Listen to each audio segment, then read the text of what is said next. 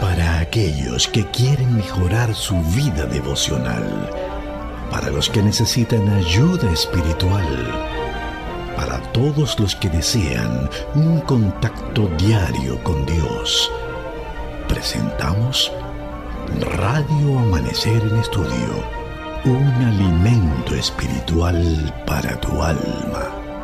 Con nosotros, el conductor de esta entrega, Pastor Juan Francisco Scroggins.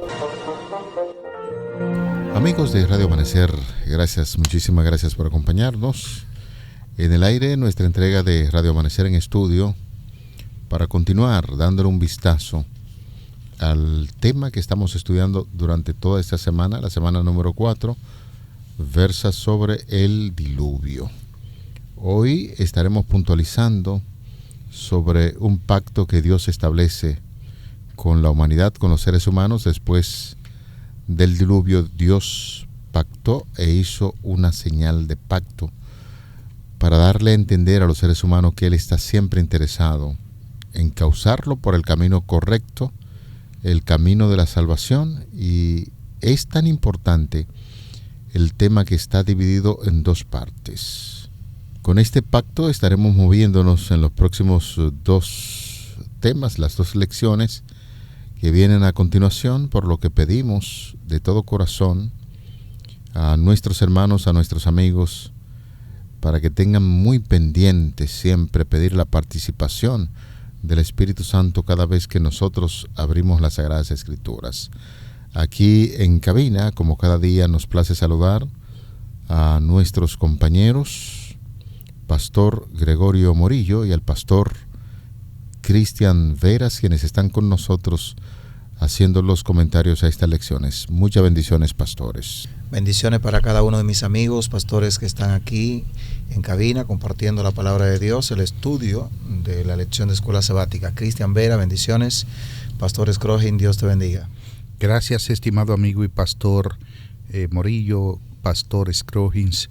Que la bendición del Todopoderoso puede estar con nosotros y con ustedes, amigos que nos escuchan a esta hora.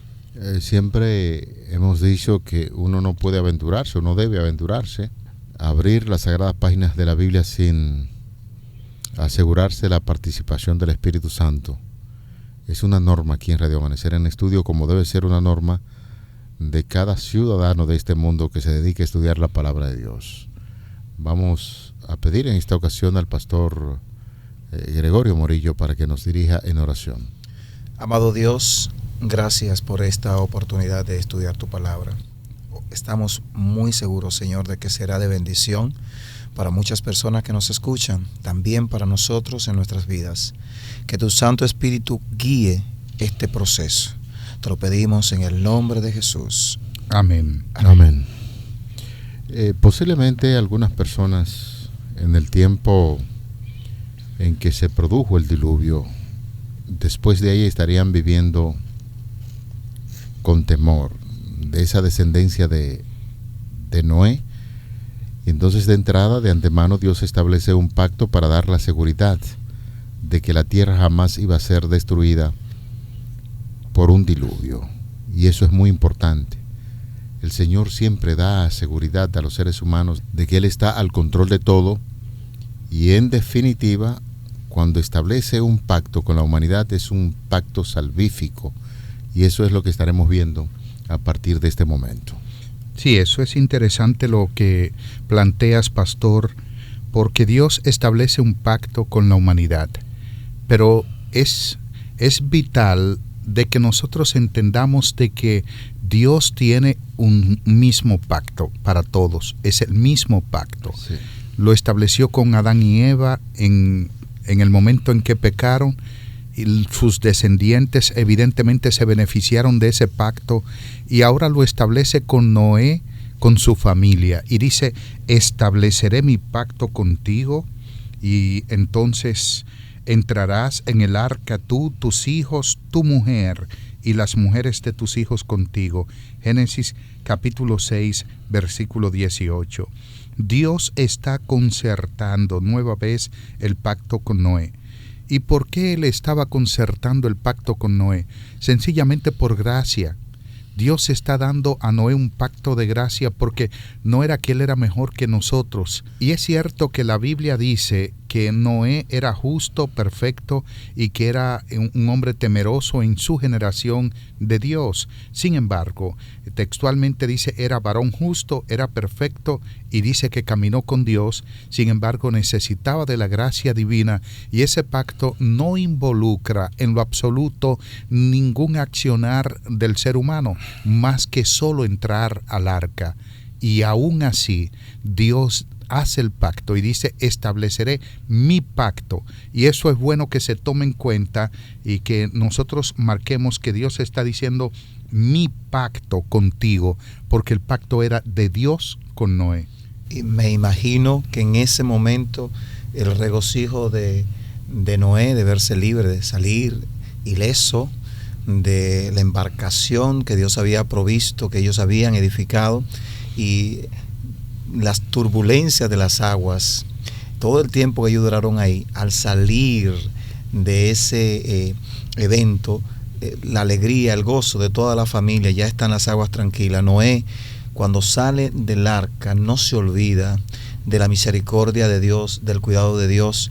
El arca no estaba en capacidad, aunque Dios había dirigido su estructura, pero fue hecha por manos humanas.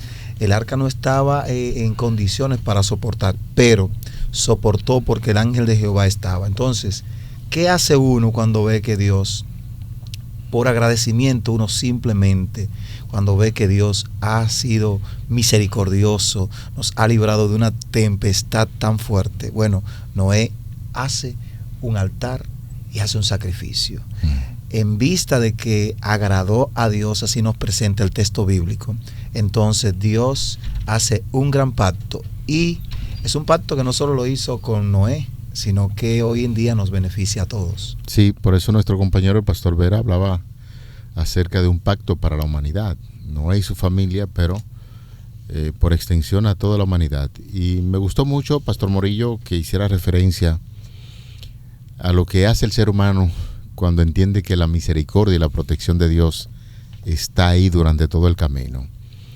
Ya había comentado que la fragilidad, si podríamos llamarlo así, del arca podría sucumbir ante esos fenómenos naturales, pero Dios sostuvo el arca con el ángel. El ángel la mantuvo a flote, y después de pasar por una situación tan difícil, el hombre entiende, reconoce que Dios ha estado presente con su protección divina.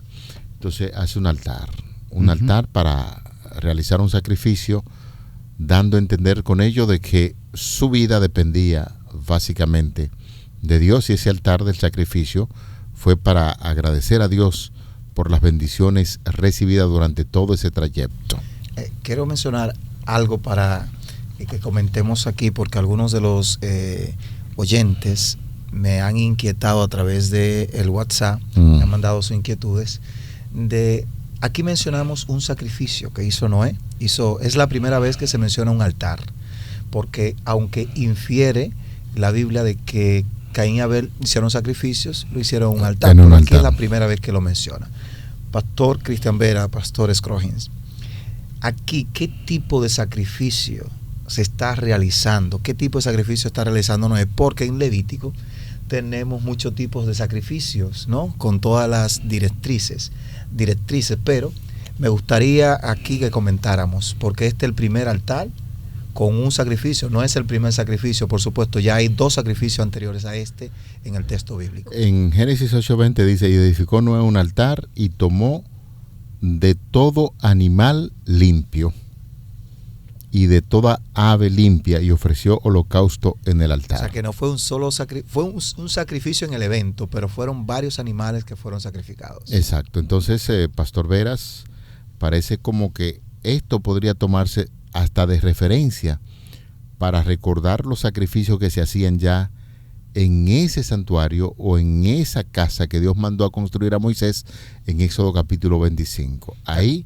tenemos un punto de referencia para saber que de todo animal limpio y de toda ave limpia se ofreció holocausto allí en ese altar. Sí, es muy interesante lo que ustedes están marcando, porque En primer lugar, Noé construye un altar, edifica un altar.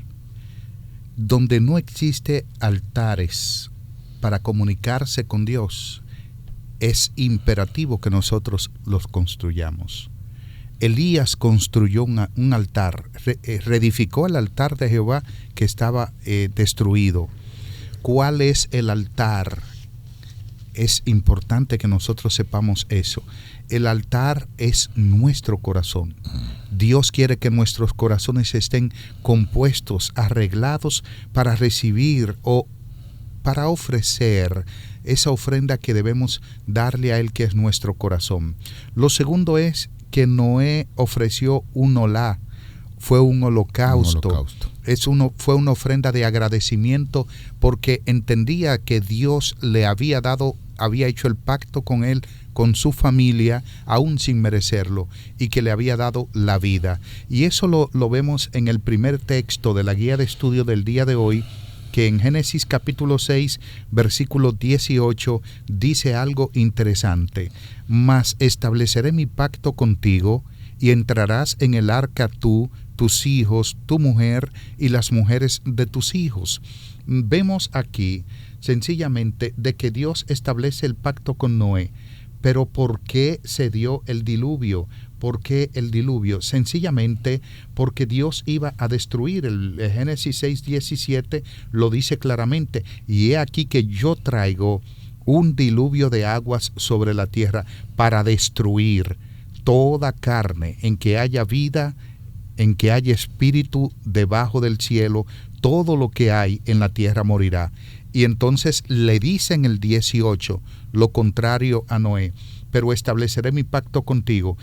Es decir, ese pacto que Dios establecía con Noé era un pacto de vida, era la promesa de vida en contraposición de la muerte que Dios había traído a los antediluvianos. Y es por eso que encontramos el sacrificio de parte de Noé como un agradecimiento a Dios por haberle preservado la vida. Quisiera preguntarle o invitarle para que reflexionemos básicamente en el término altar, porque cierto que nosotros estamos hablando a un público muy, muy especial. Entonces nosotros sabemos que hoy en día se hacen muchos altares. Cuando contextualizamos en la Biblia notamos que es un lugar donde se lleva un sacrificio a Dios para agradecer, en este caso Noé, por la protección de él y su familia. Pero hoy en día hay muchos altares donde se colocan símbolos de dioses.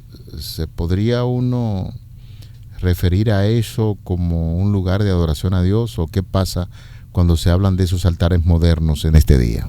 Bueno, este era uno de los problemas también que habían con las personas de antediluviana, ¿no? Que también tenían otros altares, y de paso hay una corriente de usar el nombre de Dios en segunda parte. Digamos, tenemos dioses pequeños para llegar al Dios Todopoderoso. Uh-huh. También era una corriente antigua y una corriente que siempre se utiliza en religiones que tienen esa tendencia todavía a tener adoración a otras cosas. Y yo creo que en la actualidad también lo utilizamos nosotros. Todos nosotros como cristianos sabemos que Dios es celoso con utilizar el lugar y el tiempo que a él le corresponde. Sin embargo, se han ido infiltrando pequeños dioses en nuestras vidas, celulares, alguna actividad deportiva, el trabajo. Yo creo que la referencia que hace el pastor Vera sobre el altar, el corazón, es muy importante, porque de él mana la vida, ¿no? Y lo que hay en nuestro corazón es lo que nosotros vamos a reflejar. Pero yo creo que es muy bueno analizar sobre eso que dice el pastor Scroggins, porque pareciera que estamos en un momento sin diluvio, un momento de abundancia, un momento de tranquilidad, y nuestra fe pudiera ser mejor aún, pudiera ser transparente delante de Dios. Sí, pastor Veras, la idea es que la gente piensa siempre en un altar físico. Uh-huh. Nosotros debemos asumir que había un altar físico en tiempo de Noé, cuando decidió hacerlo Sí. para hacer el sacrificio. Sí. Alguna gente dirán, bueno, pero en la actualidad, y quiero ser muy enfático en esto, porque hay personas que, aunque dicen que dan el corazón a Dios, como usted decía, sin embargo, ponen en su casa un altar físico donde van acompañados de ciertos dioses que ellos consideran. El pastor Morillo decía algo muy importante: pequeños dioses para llevar a un Dios mayor que los representa, que es el Señor, y eso se convierte como una especie de símbolo para llevarlo a Dios. ¿Está bien eso? O hay que mirarlo, sí, o hay que mirarlo con relación a lo que Dios dice en su santa ley, donde hace mención de que Él es celoso y que no quiere otros dioses. ¿Cómo nosotros podemos visualizar ese altar físico y lo que Dios espera de cada uno de nosotros? Es muy buena pregunta la que estás haciendo, Pastor Scroggins.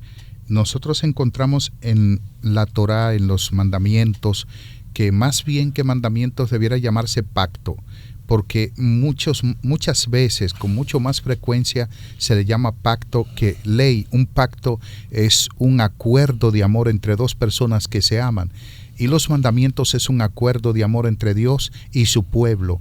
Y allí los primeros 2 mandamientos tienen que ver con la idolatría. Y lo real es de que no existe un semidios. Cuando nosotros tenemos, por ejemplo, una imagen en un altar de cualquier cosa, de San Miguel o de Santa Bárbara o de San Antonio, es un semidios, es una idolatría. Dios, no existe semidios, existe Dios, y Él dice: porque yo soy Jehová y mi gloria no se la daré a otros dioses.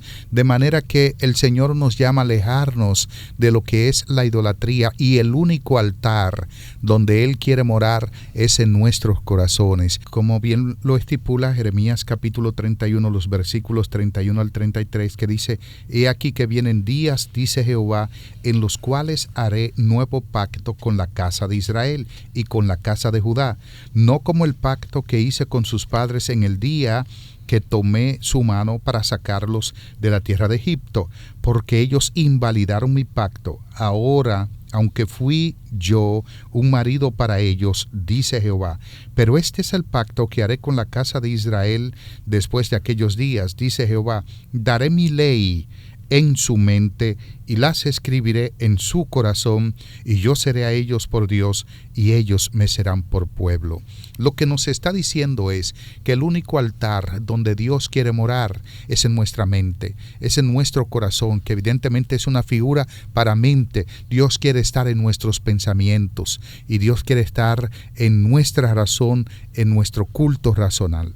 La verdad, muy interesante la exposición de los altares, y pensamos, pastores, que al estudiar esto la gente ya tiene una visión bien clara de que el altar en la actualidad que nosotros debemos tener bien limpio es el altar del corazón, un corazón limpio para permitir que el Señor more en él.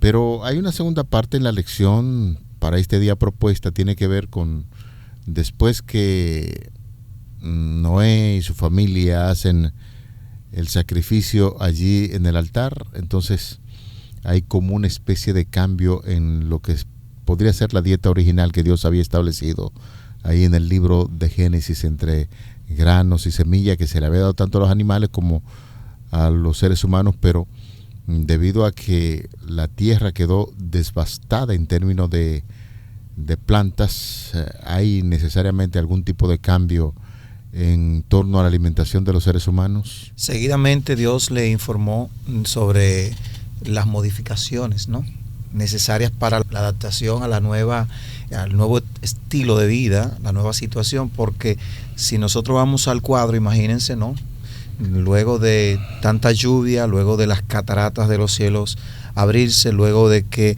la tierra se removiera, enterrara todo lo que se había desechado en el diluvio, ahora Noé se encuentra con algo diferente. No había vegetación hábil para ellos comer, y la gran mayoría de todos los animales habían muerto, pero Dios había hecho una provisión antes del diluvio. tipos de animales. Menciona 2 tipos de animales, limpios y animales inmundos. De los animales inmundos, solo 2 parejas. De los limpios, 7 parejas.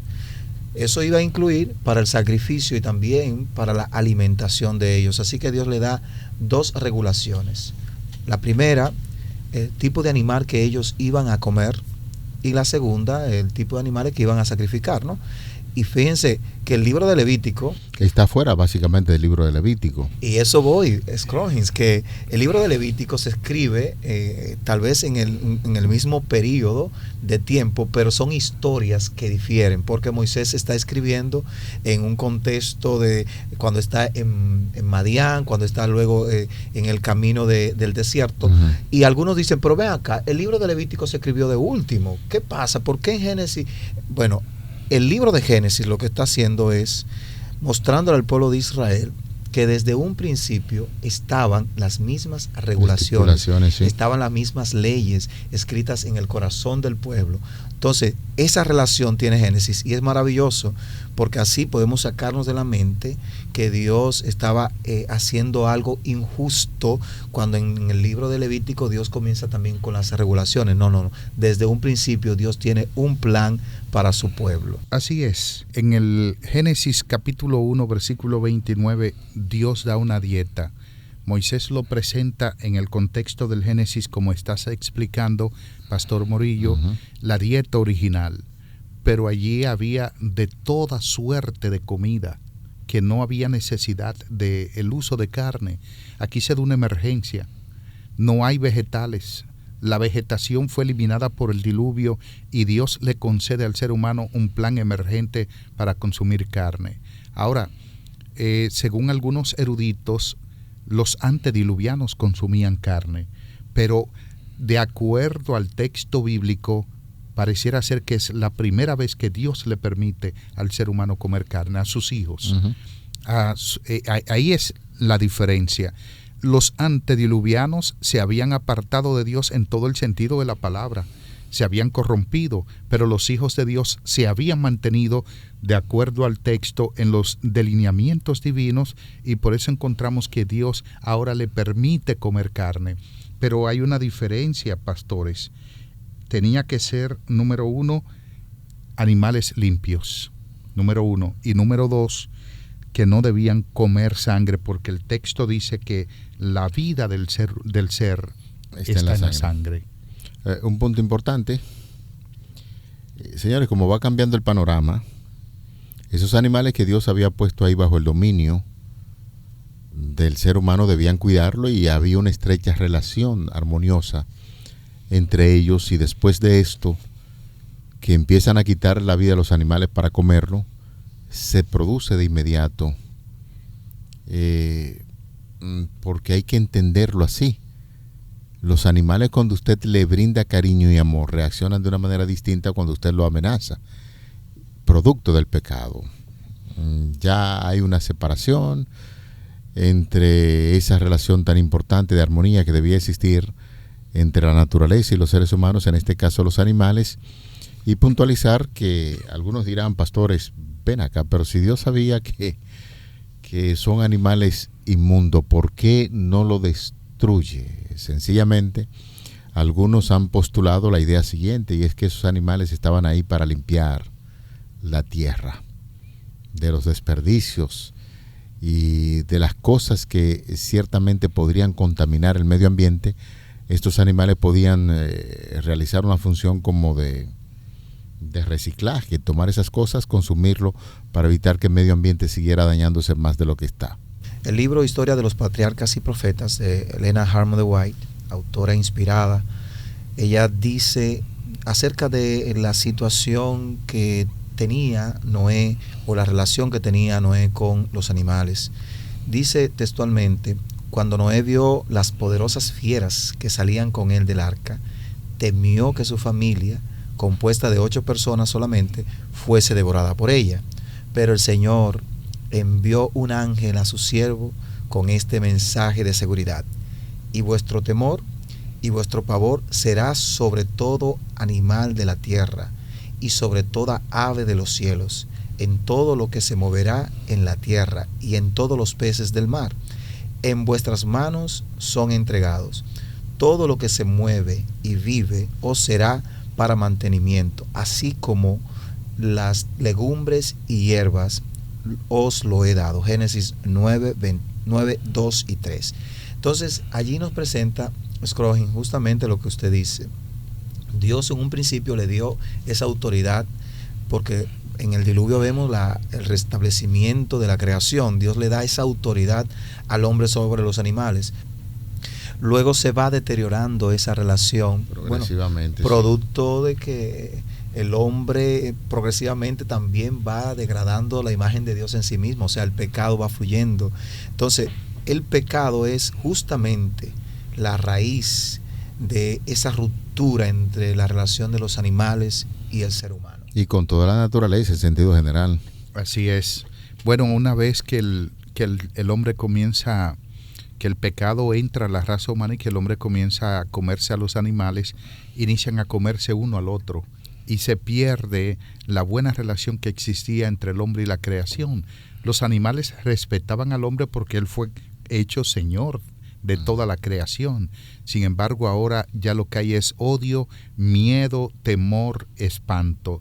Y Dios promete restablecer todo esto. Nosotros podemos ver que sencillamente Dios establece un pacto con Noé, y que de ese pacto naturalmente se beneficia el ser humano. Dios no se beneficia. Bueno, pudiéramos decir, algunos dicen que Dios se beneficia de ese pacto, pero ¿cuál es el beneficio que Dios obtiene? La salvación de la humanidad, porque Él salva a aquellos que ama, y es el único beneficio de Dios en el pacto. ¿Qué Dios tan maravilloso tenemos? La idea de cierre es esta. El pecado produce separación entre Dios y los seres humanos, entre la misma naturaleza y los seres humanos, y eso es lo terrible del pecado. Algunos han llegado a comentar que después, con el tiempo, se iban dando ciertas transformaciones genéticamente en esos animales porque tienen que modificar su forma de alimentarse. Ya el pastor Vera decía, se comen los animales unos con otros. Ahí tiene que haber un principio de transformación con el tiempo. Lo cierto es que el pecado lo ha arruinado todo. Sin embargo, el Señor pacta con el ser humano y le da la seguridad de salvación, y eso es básicamente lo que hemos visto en el día de hoy aquí en nuestra entrega de Radio Amanecer en Estudio, que está llegando a su final. Si usted fuera tan amable, Pastor Veras, de despedirnos en oración. Amado Padre Celestial, cuán maravilloso eres. Nos permites poder estar en pacto contigo aún sin merecerlo. Es un pacto de gracia, de amor. Tú nos concedes la oportunidad de volver a estar en unidad contigo, con la naturaleza, y eso es a través de Cristo Jesús. Permítenos ser, oh Dios, restablecidos a través de esa relación de amor contigo. Oramos en el nombre de Jesús. Amén. Para aquellos que quieren mejorar su vida devocional, para los que necesitan ayuda espiritual, para todos los que desean un contacto diario con Dios, hemos presentado Radio Amanecer en Estudio, un alimento espiritual para tu alma.